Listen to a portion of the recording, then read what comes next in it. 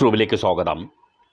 ഡൽഹി ഹൈക്കോടതി അടുത്ത കാലത്ത് സുപ്രധാനമായ പല വിധി പ്രഖ്യാപനങ്ങളും നടത്തിയിട്ടുണ്ട്.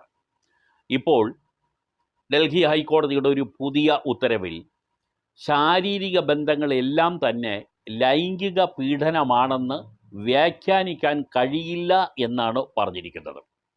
ജീവപര്യന്തം തടവ് ലഭിച്ച ഒരു പോക്സോ കേസ് പ്രതിയെ വിട്ടയച്ചുകൊണ്ടുള്ള വിധിന്യായത്തിലാണ് ഡൽഹി ഹൈക്കോടതി ഈ പരാമർശം നടത്തിയിട്ടുള്ളത്.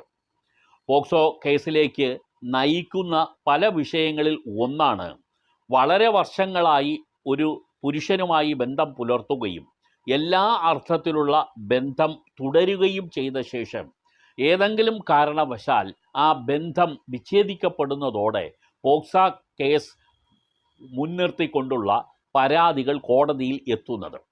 കീഴ്ക്കോടതികളിൽ നിന്നും അനുകൂലമായ